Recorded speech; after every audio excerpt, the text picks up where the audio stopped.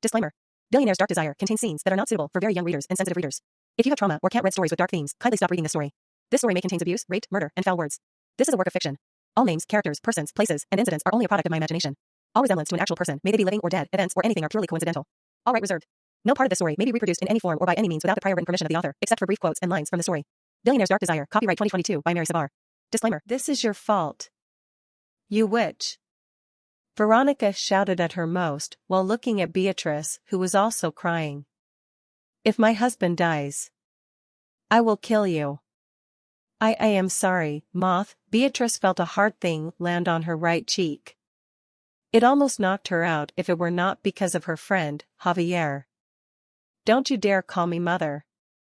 I despise you. It's not Beatrice's fault. Why are you blaming her? Javier said. He holds Beatrice and puts her behind him.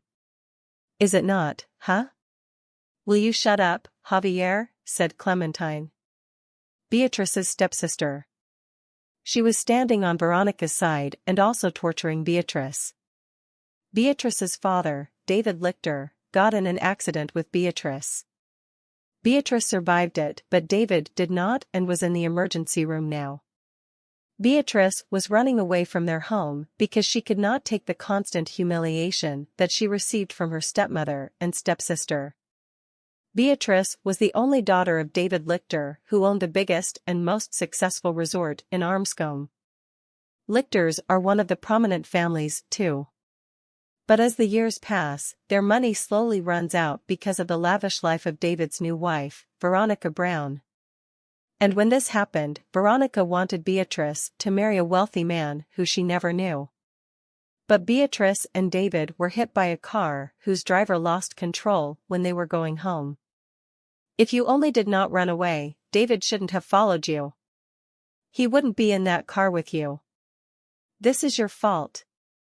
Veronica was once again enraged. Beatrice could not say anything, just cried. She too had been blaming herself. She was furious with everyone because even her father wanted her to marry a man she doesn't know. She shook her head and pushed Javier. Then she ran out of the hospital.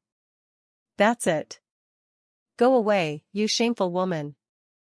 Javier cannot believe Veronica's words. He followed Beatrice and saw her in the park of the hospital. She was sitting on the benches, crying herself out. Javier sighed and slowly walked near Beatrice. He sat down too. You know it's not your fault, right? Javier asked. Beatrice sniffed. How come it's not my fault? If I didn't run away, my father wouldn't be inside that emergency room fighting for his life. It's my fault, Javier. He was just worried for me. You did not want that accident, okay? Come on. You should be checked by them too. Beatrice has wounds on her arms and forehead. Her arms were aching too, but she did not mind it. Her father was the most important to her. The truth was, Beatrice is the only blood of David. Her biological mother died in labor. She was 6 years old when Veronica came into their life and Clementine was 8. They never had a good relationship even though Beatrice tried for her father. I'm okay. Come on. Don't be hard-headed, Javier insisted. Javier was the son of their maidservant. But Javier was one of the scholars of David, that's why he becomes a fine man now. He had been a friend of Beatrice since they were kids. I just don't want to marry a stranger, Javier. Why couldn't my mother understand that? I never wanted to hurt my father. I know. I know. Javier put his hands on Beatrice's shoulder. Let's go back inside first. I'm sure that master wouldn't want to see you like this if he woke up. Beatrice nodded. She wiped her tears and walked while Javier was helping her. They went back inside. The nurses immediately helped her and cleaned her wounds. Luckily, she didn't get any damage from the accident. She was not surprised because her father hugged her when the accident happened. I'm sorry, Dad. I didn't mean to hurt you. Hours passed, and Beatrice went back in front of the surgery room where her father was still inside. Veronica and Clementine had been glaring at her since then. They cannot believe that Beatrice still had the guts on facing them after what happened. After a while, a doctor went out of the room. Veronica immediately faced him and asked him worriedly, "How was my husband? Is he okay now? Can we see him?" Veronica asked while crying. Clementine then was on her side trying to calm her. "He is okay for a while. But he will need surgery again. And sadly, we cannot do it here." Veronica frowned. "What do you mean? I thought you already fixed him? The accident harmed Mr. Lichter that much. We had fixed his inside. But his brain is still bleeding and we still can't do brain surgery here. You will need to bring him to Bruce Medical Hospital in the next city. That your family surely can afford."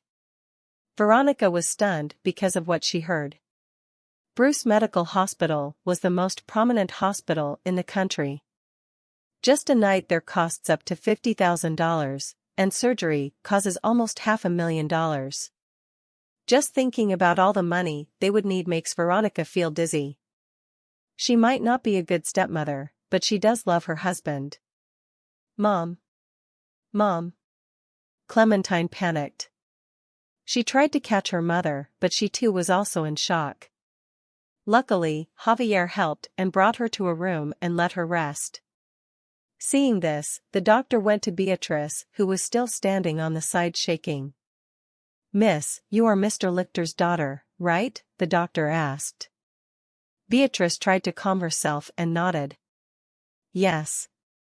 Please tell your mother when she calms down that your father needs to be brought to BMH tonight. We will need you to settle everything here first and you should ready your money for BMH. They will ask you for the first payment there. Do you understand?" Beatrice nodded even though she was out of her mind. She can't stop thinking about her father's situation. "I will go now. Someone will come here to help your family with the papers. We will prepare Mr. Lichter too." "Thank you," Beatrice answered. The doctor nodded at her and then went away. Beatrice's knees shook and she sat down on the waiting chairs. She cried again, blaming herself because of what just happened to her father. Now his life was endangered because of her. She might still be studying in college, but she already knew that their family business was failing. "You!" Veronica shouted. "Mrs. Lichter! You need to go back to your room and rest." Javier was trying to stop Veronica. As soon as he put her to bed, Veronica woke up again raving. She was looking for Beatrice. "Mom, please. I don't want you to be in danger too, because of that woman." Clementine cried. Beatrice gulped and stood up when she heard her mother. Veronica did not listen to them and rushed to Beatrice. She immediately slapped her in the face. Beatrice fell down and cried. "This is your fault. If you only agreed, this would not happen anymore. How can we pay for your father's hospital bill now? How can we bring him to that hospital for his surgery? You are a stroke of bad luck to this family. I hate you." Veronica sat down without thinking her red gown was damaged. She keeps on striking Beatrice, who was not saying any words anymore. She was just crying herself out thinking of her father's situation. Maybe she should have agreed with her mother. She doesn't want to marry because of money, but now they need it. When Veronica calms down, she sits on the waiting chair. Javier then helped Beatrice to stand up. Her arms were more aching now, because of what Veronica did. But it does not compare to the pain in her heart now. She still has a lot of dreams for herself and her father. When she finished college, she will help in their company. She was so sure that she would be successful in time. But how can she do it? Her father will be dead because of her not doing anything. Causing the accident was already too much for her.